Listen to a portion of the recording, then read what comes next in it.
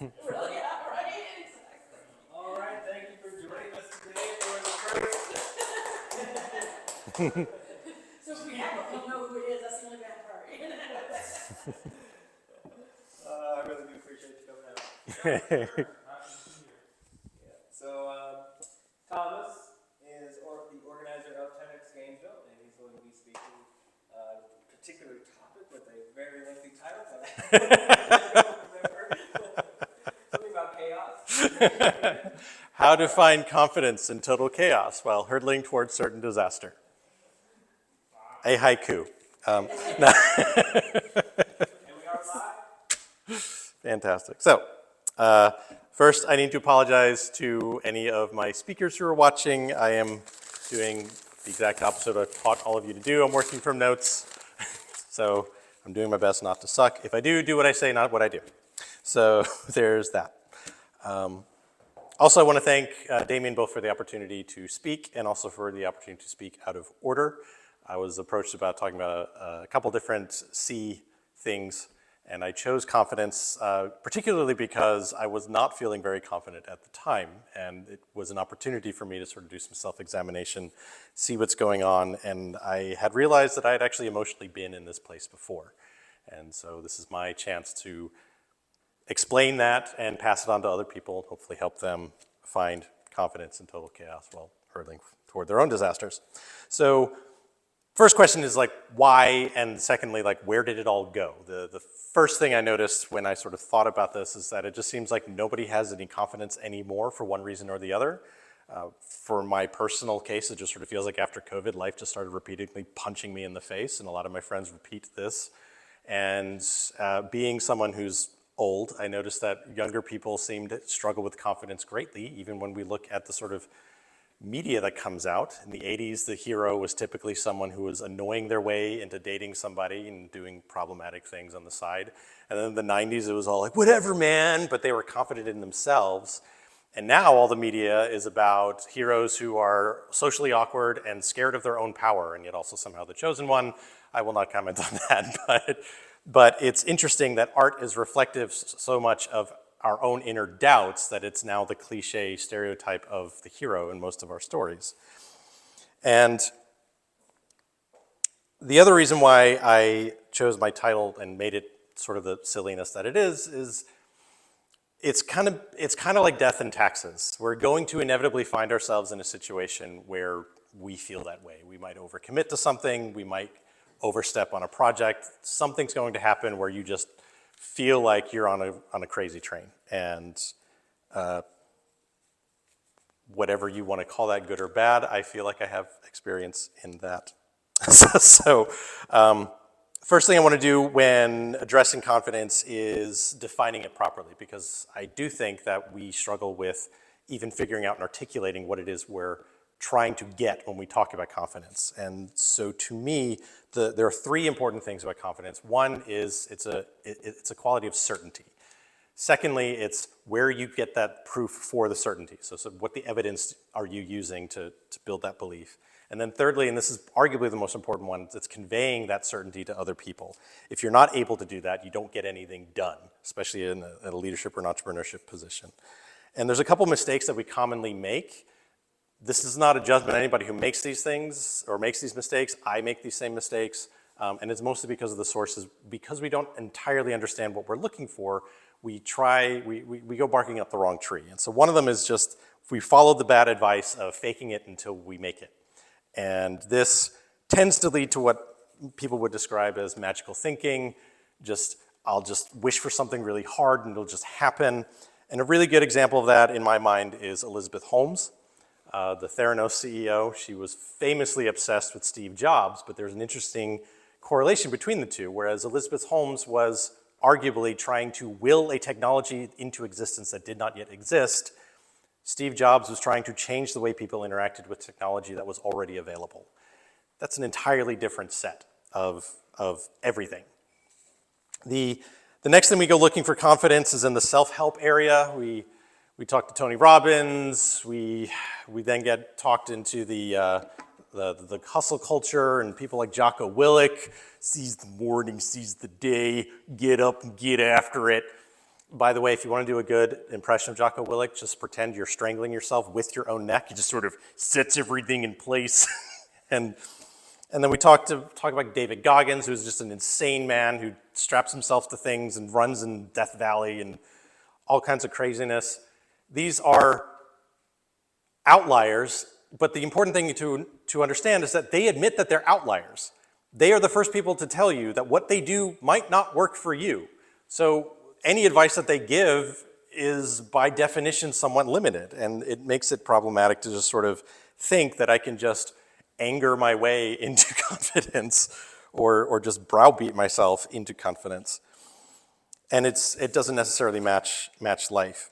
Third way that we go looking for confidence is through our faith. Now, I'm not telling anyone what to believe. I'm not talking about spirituality in that sense. This is not an argument over one thing or the other. In fact, the vast majority of people believe in some higher power, but I'm going to illustrate my point with a simple question. Do all of these people agree on what that higher power is? And now hopefully we might be understanding why it might be a little bit problematic to base faith on, or to base your confidence entirely on faith. There's another interesting quality to faith regarding confidence, and I think of the quote by Richard Dawkins, who said that faith is superfluous. What does he mean by that? Now let me also preface this. Richard Dawkins is a very famous atheist, and again, I'm not telling anybody what to believe. But what he means in saying this is that if I am on an airplane, I do not need to have faith that it will fly because I understand that it has wings, and wings operate on the principles of lift. I do not need to have faith that the sun will rise, or that the moon will come out, or that what phase of the moon will be on a certain month, because we understand these things. And so when thinking about confidence in that context, I don't need to test my faith if I understand the task in front of me. And I also don't need to test the faith of anyone I get involved in my silliness if I fully understand the task ahead of me. So now that I've outlined a couple mistakes that we make with confidence, what does this look like when we get it right? And I don't entirely know. All I have is stories about myself. So this is a little bit of good news, bad news. The good news is you get some silly stories about myself. And the bad news is I'm not really sure what they will say about me, but they're things that happened and are true, and I can tell you what I learned from them. So the story, the first story, I don't know if it's a story so much as just a little bit about my background. I did speech and debate in high school. There were band nerds and all kinds of other nerds. I was the speech and debate nerd. I did speeches, I wrote them, I recited them, and so by the time I made it to my senior year, I was obsessed with just winning as much as I could. And I had a problem that a lot of teenagers have, but it was actually from a good place. I was trying just to write the best speech I could, and that led me to not being able to write the best speech I could until literally the night before the first national tournament. And so I stayed up all night writing the speech. There's a 9-hour drive to Wake Forest, and so I was memorizing it in the car. And I went through my rounds. I had a memory lapse once, and through some miracle, I ended up taking first place. Yay me. So fast forward a little bit later in the year, I'm now at Harvard University, only this time, and this is a much, much bigger tournament. My category alone had 158 people, and I am deathly ill. It might have been strep throat, might have been something. It was a major illness. It was like, I'd go, and I'd speak, and I'd collapse. And I'd go, and I'd speak, and I'd collapse. Like over and over again, I was just sucking on cough drops the entire time. And I make it to the first elimination round. There are so many competitors there that there's usually quarters, semis, finals, stuff like that. They have an octo-final round, so a top 48, and then a top 24, and all that other stuff. And in these semis and in this set of like post-game competition, I am now encountering my own speech because I'm realizing that over the course of my career that year, word had gotten out about what I was doing, and I competed directly against myself in some sense. And I ended up winning, so it wasn't that big a deal. No, I'm just but just imagine I spent the entire year with this whole thing, and I'm listening to my own material be recited back to me, and then I'm wondering, what does the judge think of this? And I had to just sort of live with that. And so I prevailed. I don't want to spend too much time on it because it basically is like, the high school quarterback years. But it's just, and its relevance might become a little more clear as I move on in the speech. Story number 2 is one of my self-productions. I had the wonderful idea to self-produce a stage play in the middle of a divorce. So I was in that really, really crappy part of divorces where you've lost all your money, your life is entirely fallen apart, you have almost no purpose in the world, and so what do? You make theater, because that's what you do. And anyone who's done any theater at any sense understands that it is horrendously expensive, and one of the tools, because this was in the earlier days of the internet, and so a tool that had been popular at the time was Kickstarter and Indiegogo. And so to raise my money, I decided, not entirely unreasonably, I just wasn't experienced at it, but I was going to raise the majority of my budget through an Indiegogo campaign. And on the faith of that alone, I was putting down deposits, I was holding rehearsals, doing all of these things, and I am going more and more into the production process and realizing that the money has stopped. I have raised about that much money, and I need about this much money, and I'm just here, and I have no choice, and at some point I have to resign myself to the fact that I will be indebted to the Woolly for the rest of my life. Except on the day of the tech rehearsal, I'm just sitting and I'm checking my phone, and I realized that somebody had contributed $2,000 to my budget, essentially bailing me out of my arguably bad life decision. And this was purely because, and it was listed anonymously, but I found out who the contributor was, and it was just simply because she believed in what I was doing, which I don't want to belabor the point too much, might become clear as I talk later. Story number 3 is how I got involved in TEDx in the first place, and that is entirely my wife's fault. Leadership Gainesville was holding it was a capstone project for a class, I think LG 44, and everybody's getting excited and they're all contributing what they might do. I'll do marketing, I'll be the treasurer, I'll do this. They get to my wife and they're like, what do you got? And she's like, I talked to my husband, he's in theater. And so on that first year, I provided stage management support. The next year, COVID happened, and we hustled through and managed to have a great show. That year I was co-organizing. It was also my first year coaching the speakers.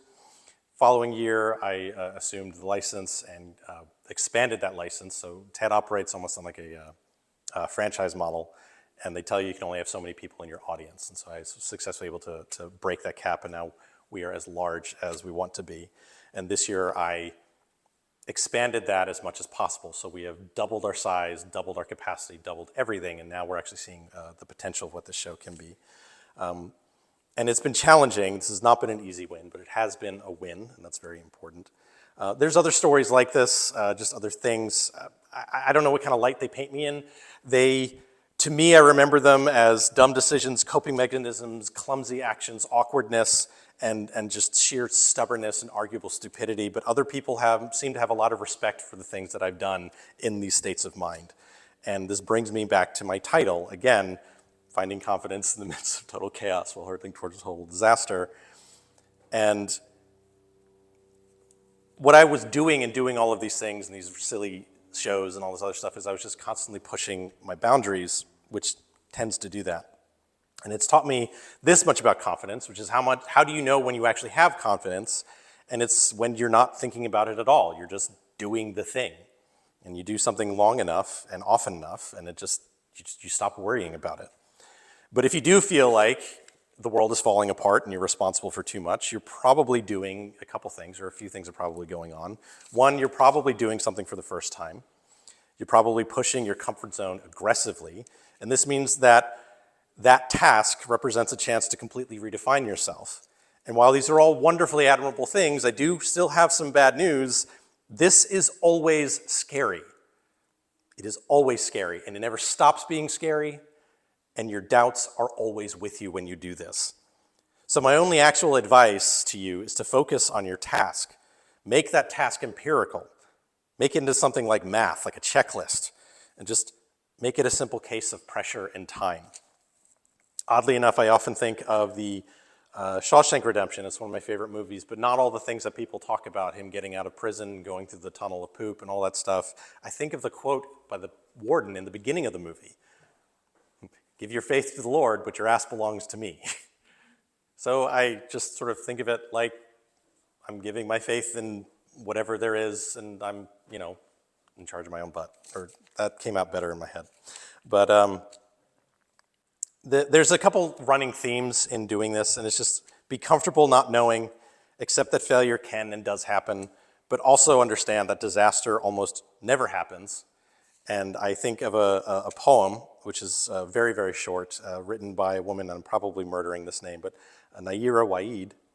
And she writes, "I don't pay attention to the world ending. It has ended for me many times and began again in the morning." So to sum up, I'm kind of a big deal. You should choke yourself with your own neck if you're trying to sound like Jocko Willink.